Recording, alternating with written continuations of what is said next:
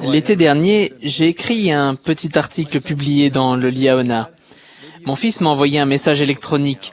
« Papa, tu pourrais peut-être nous prévenir quand l'un de tes articles est publié. » J'ai répondu « Je voulais juste vérifier que vous lisiez les magazines de l'église. » Il m'a expliqué que sa fille de 10 ans avait réussi le test. Il a ajouté « Elle a sorti le Liaona de la boîte aux lettres, est rentrée à la maison et l'a lu. Puis elle est montée dans notre chambre et nous a montré ton article. Ma petite fille lit le Liaona parce qu'elle veut apprendre. Elle agit par elle-même en exerçant son libre arbitre. Récemment, la première présidence a approuvé une nouvelle documentation pour l'apprentissage des jeunes qui les aidera dans leur désir inné d'apprendre, de vivre et de faire connaître l'Évangile. Cette nouvelle documentation est maintenant disponible et consultable en ligne. En janvier, nous commencerons à l'utiliser dans les salles de classe. Le Sauveur a enseigné que le libre arbitre de l'élève était capital. Il nous a montré non seulement ce qu'il faut enseigner, mais aussi comment l'enseigner. Il a mis l'accent sur les besoins de l'élève. Il aidait chacun à découvrir la vérité par lui-même. Il écoutait toujours les questions. Cette nouvelle documentation d'apprentissage nous aidera tous à apprendre et à enseigner à la manière du Sauveur dans nos foyers et nos classes. Ce faisant, nous répondrons à son invitation « Viens et suis-moi », comme Elder Hales vient de nous l'enseigner. Quand cette nouvelle documentation était au stade de l'élaboration, j'ai vu des dirigeants et des instructeurs d'auxiliaires et du séminaire tenir conseil avec les parents pour pouvoir répondre aux besoins de leurs élèves. J'ai vu des jeunes filles dans leur classe, des jeunes gens dans leur collège de prêtrise d'Aaron et des jeunes à l'école du dimanche apprendre à exercer leur libre arbitre et à agir par eux-mêmes. Une instructrice de l'école du dimanche pour les jeunes s'est demandé comment aider 2 jeunes gens autistes à exercer leur libre arbitre et à agir par eux-mêmes. Quand elle a invité les élèves de sa classe à parler de ce qu'ils apprenaient, elle craignait que ces 2 jeunes gens refusent son invitation, mais cela n'a pas été le cas.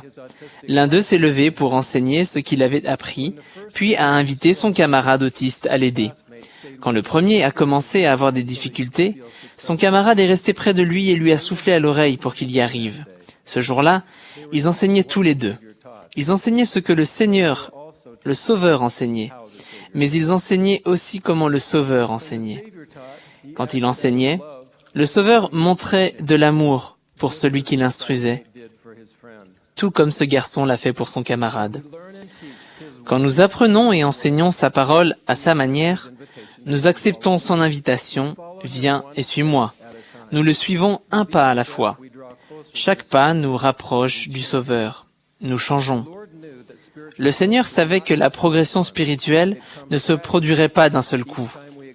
Elle se produit petit à petit. Chaque fois que nous acceptons son invitation et choisissons de le suivre, nous progressons sur le chemin de la conversion totale. La conversion est le but de tout apprentissage et de tout enseignement de l'Évangile. La conversion n'est pas un événement unique. Devenir davantage semblable au Sauveur est la quête de toute une vie. Dallin H. Oaks nous a rappelé que savoir ne suffit pas.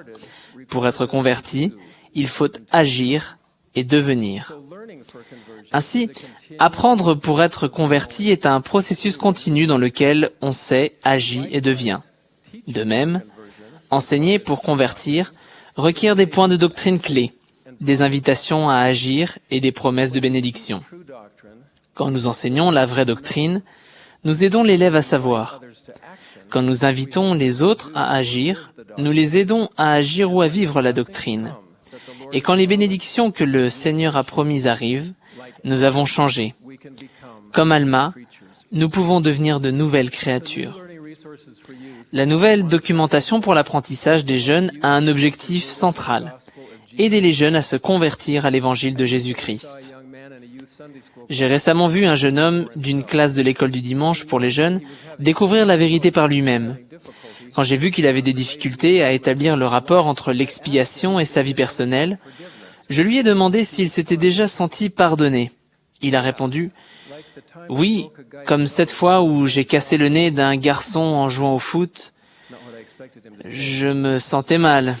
Je me demandais que faire pour faire mieux. Alors je suis allé chez lui et lui ai demandé de me pardonner. mais je savais que je devais faire plus. Alors j'ai prié, et j'ai senti que mon Père Céleste m'avait aussi pardonné. C'est ce que l'expiation signifie pour moi. Ce jour-là, quand il a raconté cette expérience en classe, il a lu Jean 3,16. « Car Dieu a tant aimé le monde qu'il a donné son Fils unique. » Puis a témoigné du pouvoir de l'expiation. Pour ce jeune homme, ce poids de doctrine n'était plus un concept abstrait. Il était devenu partie intégrante de sa vie, parce qu'il s'était lui-même posé la question et avait ensuite exercé son libre arbitre pour agir. Ce jeune homme approfondissait sa conversion, tout comme ses camarades. Il se concentrait sur un point de doctrine clé en étudiant les Écritures. Il rattachait ces mots sacrés à leur vie et témoignait des bénédictions qu'ils avaient reçues du fait qu'ils vivaient la doctrine. Quand nous enseignons l'évangile de Jésus-Christ, nous nous appuyons sur les Écritures et les paroles des prophètes modernes. Nous utilisons les textes sacrés pour aider à fortifier la foi, à édifier le témoignage et à aider chacun à devenir pleinement converti. La nouvelle documentation pour l'apprentissage des jeunes aidera tous ceux qui l'utiliseront à comprendre et à vivre la parole de Dieu. Quand j'instruisais les saints du Costa Rica, j'ai montré un exemplaire de l'enseignement Pas de plus grand appel. Et j'ai demandé, combien d'entre vous ont un exemplaire de ce manuel?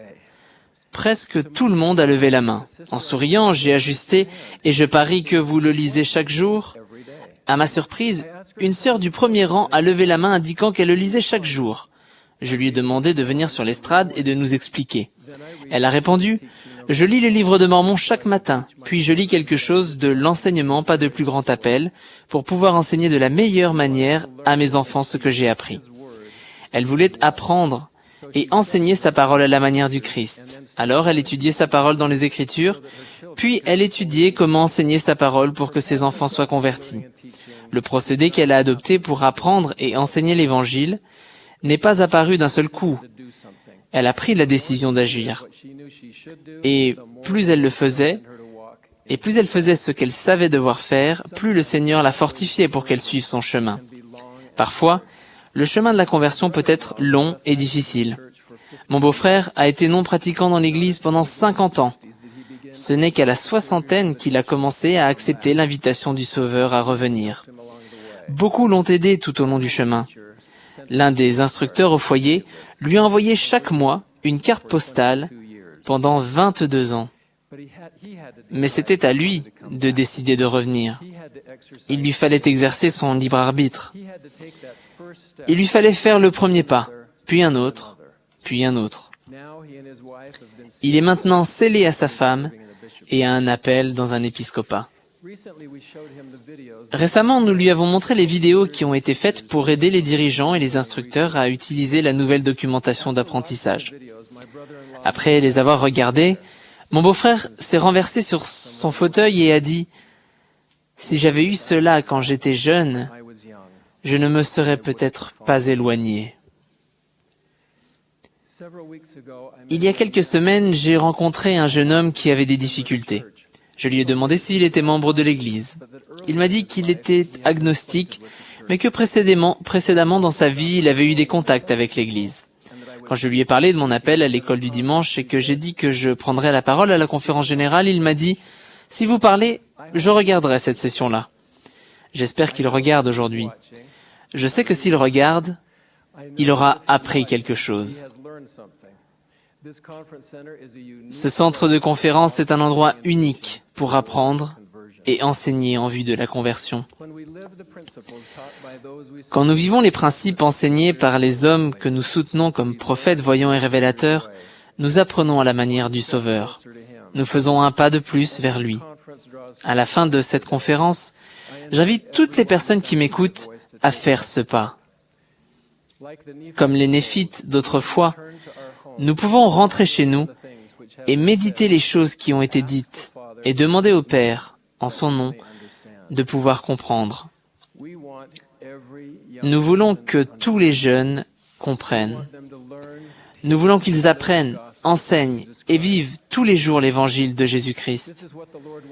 C'est ce que le Seigneur attend de tous ses enfants.